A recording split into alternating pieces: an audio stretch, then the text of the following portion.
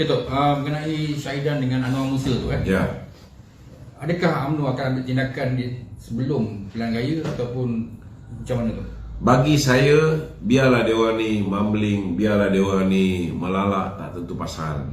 Ini semua hanya ugutan supaya parti membuat keputusan mengubah calon pilihan raya. Kalaupun nak sangat kursi tu, ada setengah orang sampai cium tangan, cium kaki pun nak. Ada yang bersila kat depan lift, macam-macam dia buat. Buatlah cara macam tu. Merayu. Ada yang berjaya. Betul lah. Tapi kalau kau buat press conference, kau kutuk lagi kepimpinan, kau kutuk cakap semua presiden letak jawatan dan sebagainya. Kau ingat Presiden UMNO ni pondan siam ke? Betul tak? Lagilah sakit hati. Kalau guna kaedah yang betul, kau dah buat salah, pergilah minta maaf. Buatlah janji bulan dan bintang. Macam-macam kau boleh buat. Tapi kalau ego, sombong, macam kata, oh kami tak nak lobby dan sebagainya, lantak kau lah. Betul tak? Tak ada jaminan kau takkan buat perangai yang lama. Macam mana kau nak jadi calon? Kalau tak nak lobby,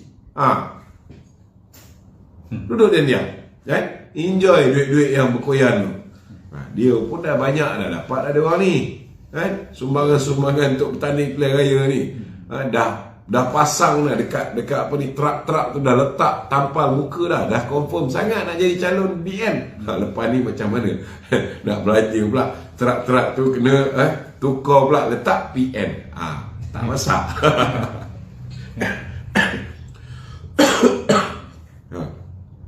Baik, okay. Tok, dalam sesi proses pemilihan parti, pemilihan calon tadi, adakah pengisihan akta perlu dibuat tu? Dia terpulang lah. Memang kita pun ada kaedah kita. Tetapi bila kamu isytihar harta ni, baik-baik orang tak tahu, rupa-rupanya Rafizi ada harta sampai 19 juta. Lebih kurang 19 juta. Budak muda ni. Betul bankrupt itu tu. Aku pun tak tahu. Yang heran tu harta-hartanya kebanyakannya daripada imbuk. Dan kalau kita tengok sebelum ini pernah didedahkan imbuk ni rugi. Macam mana pula? Banyak pula harta dia ni. Bekas Perdana Menteri Najib pun 5 juta je kata. Bekas PM kita pun declare asset pun ada 5 juta lebih. Okey. Okey Tok, manifesto Pakatan Harapan tu, Anwar Ibrahim kata dia akan memberi keutamaan lah sekiranya dia jadi Perdana Menteri, tapi dia bergantung kepada, tertakluk pada keupayaan kewangan tu, dia cakap. Kali ni dia berlapik sikit lah. Yalah, dia pun tak nak bagi alasan bodoh. Sebenarnya kalau dah tahu kamu ni tidak ada credibility untuk menunaikan janji, tidak ada integriti untuk menunaikan janji, kamu pun tak tahu apa-apa pun berkaitan dengan soal ekonomi, blur. Kalau dah tahu diri tu blur, tak tahu apa dia nak rencana untuk negara ni, untuk tempoh 5 tahun akan datang, apa dia nak buat dalam usaha untuk mengembalikan pelabu ke dalam negara ni, dalam usaha untuk merancangkan pertumbuhan ekonomi negara, dalam usaha untuk mengukuhkan balik bursa saham Kuala Lumpur, dalam usaha untuk mengukuhkan balik mata wang kita, dalam usaha untuk meningkatkan daya saing kita di peringkat antarabangsa, dalam usaha untuk menjadikan Malaysia hub kewangan, hub halal hub, macam-macam jenis hub. Kalau semua tu kau tak reti, lebih baiklah kau jangan cakap banyak. Berdoa je lah supaya orang boleh terima dia jadi kerajaan. Kalau dia masih lagi meneruskan memberikan janji-janji, selepas ni orang tak mau dengar lagi. Masa kita buat janji tu, kita tak tahu implikasi kewangan. You have been the government for 22 months, You dah tahu serba ringkas. Dan Anwar pun pernah menjadi seorang timbalan Perdana Menteri, pernah duduk dalam kerajaan. Dia tahu setiap apa yang dia janjikan ada implikasi kewangan. Jadi janganlah gunakan ayat bodoh lagi selepas ini mengatakan bila kita berjanji kita tak sangka bahawa implikasi kewangannya sebegitu besar. Anwar tahu yang mana mampu dilaksanakan, mana tak mampu dilaksanakan. So berhentilah daripada membuat janji kosong. Ini masih lagi meneruskan nak hapuskan tol. Tol pun dalam belanja 380 bilion. Masih lagi nak bagi subsidi petrol dan diesel. Ini kurang-kurang pun 22, 23, 24 bilion setahun. Kalau kita rujuk kali terakhir 2014. Kalau kita tak tarik 1 Disember ni kita tak tarik subsidi petrol diesel, kos untuk subsidi bahan api, petrol, diesel dan LPG, gas memasak saja 22.34 bilion tau. So kalau kamu gunakan alasan lagi, kita hanya laksanakan apa yang kita mampu buat. Kerana sebelum tu kita bagi janji, kita tak check dulu. So ini dah dianggap sebagai menipu. Dan rakyat perlu sedar, kalau mereka bagi janji-janji yang tak masuk akal, yang tak boleh ditunaikan, janganlah termakan dengan janji. Berapa kali nak kena patuk dengan ular di tempat yang sama. Tok, ni soalan netizen tu dia tanya Datuk, apa pandangan Datuk berkenaan dengan nama-nama yang sinonim dengan BN ni digugurkan sebab ramai macam Adam Baba, Limas Adik. Inilah semua ni lah tu. So adakah keputusan tepat yang dibuat oleh BN tu? Saya rasa kali ni saya nak kata keputusan tepat ke tak tepat dia, saya nak beritahu dengan tuan-tuan, tak ada siapa boleh declare keputusan mereka tu sangat tepat. Tapi bila Anwar Musa, bila Syahidan Kasim membuat pengumuman mengatakan bahawa mereka akan menyertai pilihan raya menggunakan lambang parti lain, maka jatuhlah tepat keputusan parti itu. Sebab orang ni tak ada kesetiaan pada parti. Ada juga, kita bukan tak tahu, ada setengah tempat dia frust, dia menteri tak dapat jadi calon, 3-4 hari sebelum tu dah bagi setiap ketucangan RM1,000. Kita bukan tak tahu, kita tahu. Lepas tu bila nama dia tidak dicalonkan, dia panggil ketua-ketucangan tu, suruh buat press conference ramai-ramai, desak supaya namanya dicalonkan semula sebagai calon pilihan raya. Ketua pemuda bahagian yang dapat jadi calon tu tak kecil hati ke? Sebelum tu bila dia jadi calon, ketua pemuda bahagian tu pun membantu untuk memenangkan dia jadi calon. Cuma bayangkan apa perasaan dia kalau dulu masa dia dinamakan sebagai calon, masa tu dia pun pemuda. Kalau ketika itu ketua bahagian dia membantah, buat pula press conference, panggil ketua-ketua cawangan semua sekali, memboikot dia sebagai orang muda, apa perasaan dia? Jadi itu sebabnya saya mintalah siapa yang digugurkan ni, kalau nak pun mencuba di saat akhir, gunakanlah cara yang berhikmah. Jangan sampai mengecikkan hati anak-anak muda kita yang baru kali pertama nak merasa peluang bertanding. Kena ingat benda ni. Okey? Kisah dengan calon juga tadi tu ramai yang tanya itu, Tan Sri Nur Umar ni dia digugurkan ke ataupun macam mana tu? Sudah ada tak nama lain yang disebut sebagai calon di Tanjung Karang? Belum kan? Relax tu.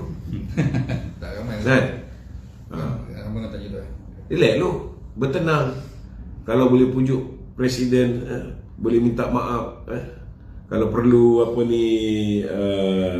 bersila depan lift, buatlah. Tapi kena ingat buatlah cara berhikmah. Jangan buat perangai macam Syahidan Kasim. Saya ucap terima kasih kepada kawan-kawan kita yang pernah jadi menteri tapi tak dicalonkan, mereka masih menggunakan kaedah menghujung. That should be the way. Cubalah. Cubalah.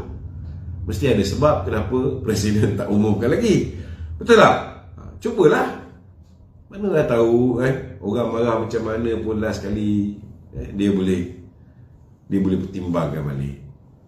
Betul tak? Okey? Hello. Ni soalan kepada penonton itu Dia kata apa cadangan Datuk untuk meredakan kemarahan orang-orang bahagian itu, di mana calon mereka ni tak dipilih. Macam langkah dia macam inilah. Dia macam ni lah. Bagi saya kena ambil tindakan tegas kepada orang yang sabotaj parti. Maknanya sabotaj ni ada banyak jenis.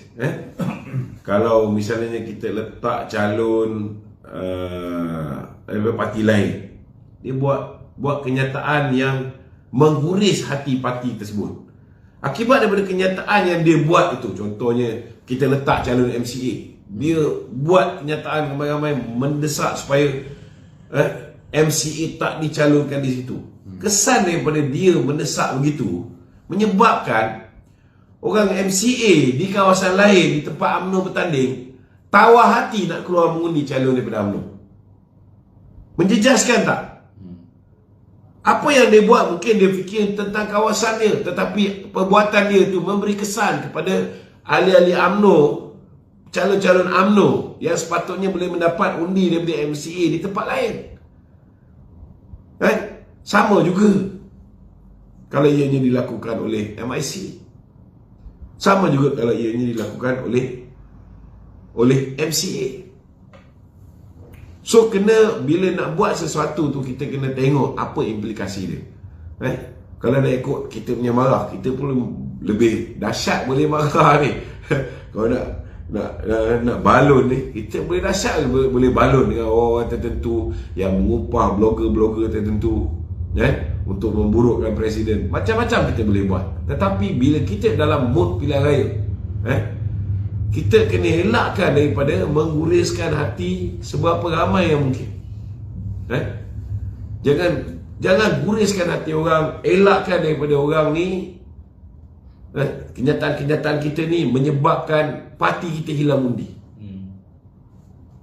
Penting. Penting benda ni.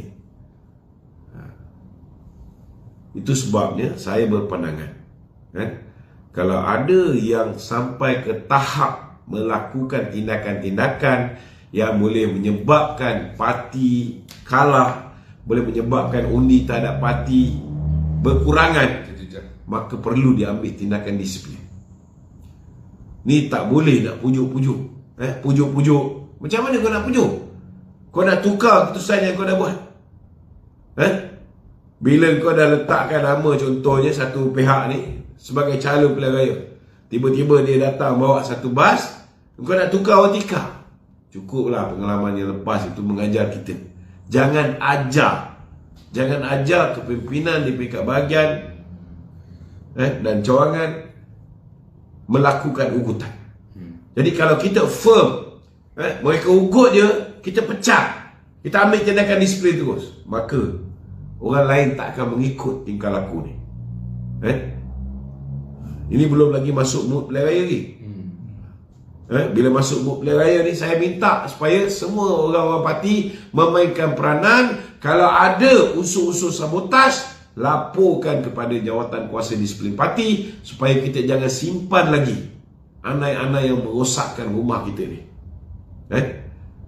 Kalau boleh kita ambil tindakan diorang ni supaya diorang tak boleh bertanding dalam pilihan raya parti yang akan datang. Kerana kalau kita simpan orang macam ni, parti akan rosak. Tapi kalau semua orang memainkan peranan, memantau setiap individu dalam pilihan raya yang akan datang, pastikan jangan ada langsung orang yang sabotaj. Kerana bila nak sabotaj, dia tahu dia sedang diperhatikan oleh ahli-ahli biasa. Itu gunanya setiap orang ada smartphone. And when you have a smartphone, make sure you are smart. Use that phone to capture all the proof. Rakam semua bukti-bukti ni. Supaya tak ada orang berani nak sabotaj parti. Barulah parti tu nampak ada disiplin dan parti tu tak boleh diganggu gugat. Ada telefon, bukan makna semua orang boleh jadi wartawan. Dan kalau dia jadi wartawan tu, berita-berita yang dia khabarkan, yang dia upload dalam Facebook itu menguntungkan parti, tak apa. Nak bela nasib petani, pekebun kecil, pesawah padi, nak bela soal jalan berlubang, buat, tak ada masalah. Tapi bukan dengan menayangkan benda yang boleh merugikan kita, boleh mengurangkan undi Barisan Nasional. Kena ada disiplin tu. Okey. Tok, ramai orang tanya tu kenapa nama Datuk tak ada tu. Orang tanya, ramai orang tanya. Kat komen-komen ni. Dalam komen-komen ni, ramai ramai orang yang bertanya tanya dan puji lah. Dan puji kenapa Datuk tak ada tercalon. Tak tercalon tapi tetap berjuangkan. Tapi tetap berjuangkan parti. Kenapa lama aku tak ada, hari-hari aku bersiaran ni macam mana pula tak ada. Dia macam ni lah tuan-tuan. Bila kita tak dicalonkan tu mesti ada sebab-sebab dia. Mesti ada sebab-sebab dia. Bila saya ni tak dicalonkan, maknanya ada orang yang lebih hebat daripada saya, lebih berkualiti daripada saya, lebih layak daripada saya, dicalonkan di tempat yang saya patut bertanding. Dan kena ingat juga, saya ni di peringkat bahagian ni tak ada jawatan. Dulu ada jawatan sebelum saya dipecat. Saya ketua cawangan, tapi sekarang saya tak ada jawatan. Sudah pastilah ada kelebihan kepada orang yang ada jawatan. Dan kalau saya pun bertanding tuan-tuan, siapa nak buat kerja berkempen untuk orang-orang lain yang jadi calon pilihan raya ni? Kalau saya bertanding, saya tak boleh menyerang, saya tak boleh nak maki orang, saya tak boleh balun balik. Saya kena sopan satu. Maklumlah tuan-tuan, pengantin, mana ada korang tengok pengantin ni bersilat lah, kecuali ada satu tadi orang bersilat depan dia, tiba-tiba dia nak share, dia pun masuk gelanggang, dia pun bersilat sama. Tapi pengantin tak boleh, dia kena buat cara pengantin. Okey? Jadi kita kena ingat lah, kadang-kadang kalau kita kejar sangat jawatan ni, dia tak dapat. Kadang-kadang bila kita tak kejar tu dapat. Jadi bila kita tidak dicalonkan, mesti ada perancangan Allah Ta'ala. Dan saya percaya dengan benda ni. Mungkin Allah Ta'ala nak bagi yang lebih baik daripada bertanding pilihan raya. Mungkin kalau saya bertanding pilihan raya, saya tak boleh menang. Kalau bertanding pilihan raya kawasan Kemalangan macam dulu, Bila kalah pilihan raya, kali pertama saya diberi peluang untuk bertanding. Bertanding tu, Presiden tanya, ni kawasan ni, kawasan yang confirm kalah ni.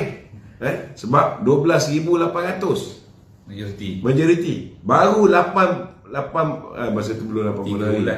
Baru 2 bulan lebih. 2 bulan lebih. 60-70 hari. Saya cakap tak apa kalau kehadiran saya tu diperlukan. Yalah, masa tu kita je yang lawan, yang lain belum lagi bangkit. Kitanya ada nama ketika tu, maka kita ambil challenge tu. Kita pun masuk bertanding. Memanglah kita tahu tak boleh menang, tapi dalam tempoh 86 hari yang lalu, orang membuat keputusan yang menyebabkan PKR menang 12,800 undi. Bila kita bertanding, kita berjaya kurangkan menjadi 5,000 undi saja. Tak sampai 2 itu pun ada dekat 10,000 orang pengundi putih tak keluar mengundi. Ini satu benda yang kena ingat ni. Jangan hanya ingat nak bertanding pilihan raya, kena make sure kita keluarkan pengundi-pengundi putih kita ni dalam pilihan raya kita nanti. Baik pada 15 hari bulan masuk undi awal, begitu juga pada 19 hari bulan. Make sure pengundi putih kita dapat keluar mengundi seberapa banyak yang mungkin. Kalau yang kita tahu hitam tu tak keluar, biarkan dia. Okey? Tok, ada lagi? Kita nak tanya sikit Tok, kenapa Ustaz Kazim tarik diri Tok kat Larut?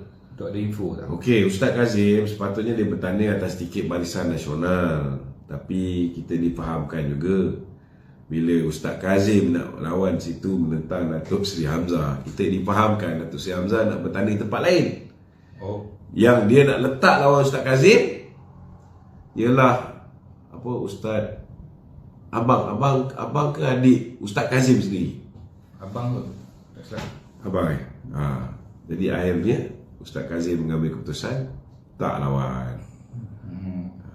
Itulah yang kena faham. Tapi sebenarnya saya memang suka saudara Syafiq tu, Syafiq Fazli. Saudara Syafiq Fazli. Memang peringkat awal pun saya rasa dalam saya berceramah, saya cakap kalau saya akan letak saudara Syafiq tu lawan Hamzah di Larut kan.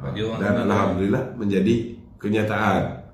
Memang budak tu bagus. Dia orang Larut tu Memang budak tu bagus. Kita kena groom orang muda macam ni. Dia banyak buat video-video pendek di TikTok, dia buat untuk BNComs dan sebagainya.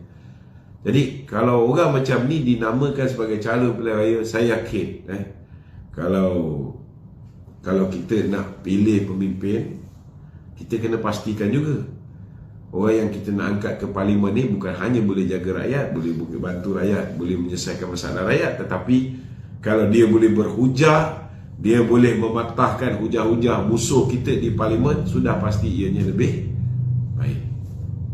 Okey? Okay, Tok.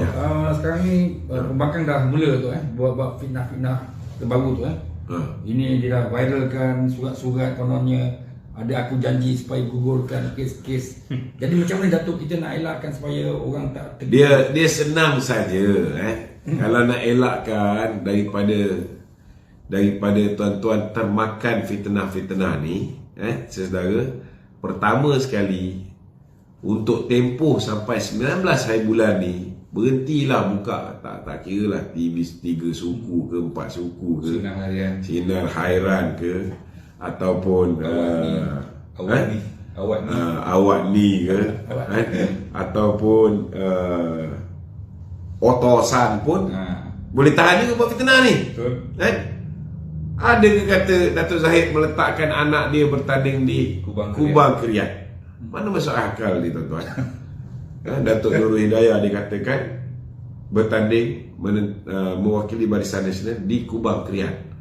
Dia ingat parti kita ni macam parti PKR anak bertanding dekat Pematang Pauh, mak bertanding dekat Bandar Tun Razak, bapak bertanding di Tambun. Nasib baik tak ada cucu. Kalau cucu dia dah besar pun dengan cucu pun dia letak. Ingat kita pun macam keluarga Karpal Singh ataupun keluarga Lim Guan Eng. Tidak tuan-tuan. UMNO biasanya tak buat macam tu. Okey? So, adakah perkara biasa tu? Maksudnya calon-calon parachute ni diletakkan di kawasan-kawasan yang ni tu? Sebenarnya UMNO ni jarang letak calon parachute. Tetapi yang biasa buat calon parachute berpuluh tahun dah, pas tak pernah masalah pun. Mak Sabu bertanding dekat Kelantan, tak ada masalah. Kemudian kita tengok apa ni, Dr. Hatta bertanding kat Kelantan. Lepas tu apa ni, Mahfuz Omar dulu bertanding kat Kelantan, Salahuddin Ayub bertanding kat Kelantan, tak ada masalah. Ini baru pertama kali UMNO sebab nak memastikan orang-orang penting. DAP pun tak pernah ada masalah meletakkan pemimpin mereka merata. Lim Guan Eng, Lim Kit Siang sampai ke Johor sana, bukan Lim Kit Siang orang Johor, Melaka, Pulau Pinang, merata pusing dia orang ni, tak ada masalah pun. Baru UMNO sekali je letak ketua pemuda dekat Gerik, letak ketua puteri dekat apa ni, Padang Besar. Nak jadi isu. Sebenarnya tak ada apa. Okey? Alright. Jadi saya ucap jutaan terima kasih. Saya minta tuan-tuan minta tolong sharekan. Sahabat saya ni tadi pesan, dia mencarikan dia mencari agent untuk laundry ball ni. Saya minta tolong campaign sikit. Laundry ball ni saudara, kalau tuan-tuan basuh baju, tak payah letak sabun, tak payah letak softener, tak payah letak stain remover, letak je bola ni. Ini organik tuan-tuan, dia tak merosakkan tangan dan sebagainya. Letak je bola ni di dalam washing machine. Kalau tuan-tuan basuh baju setiap hari, boleh tahan, bola ni boleh tahan 1 tahun. Kalau 2 kali sekali basuh, boleh tahan 2 tahun. Kalau 3 hari baru sekali basuh, boleh tahan 3 tahun tuan-tuan. Ada waranti. Ada waranti. Harga dia cuma RM80 je tuan-tuan. Jadi siapa yang berminat boleh hubungi sahabat kita ni 018-256-7080. Dia siap tolong tampalkan benda ni. Jadi dia sekarang ni mencari orang yang boleh menjadi ejen. Tolonglah support saudara ni Bumi Putra punya produk dia nak mencari ejen. Siapa yang nak peluang perniagaan, bolehlah hubungi kawan kita ni, Mr. K. Okey, Assalamualaikum warahmatullahi wabarakatuh.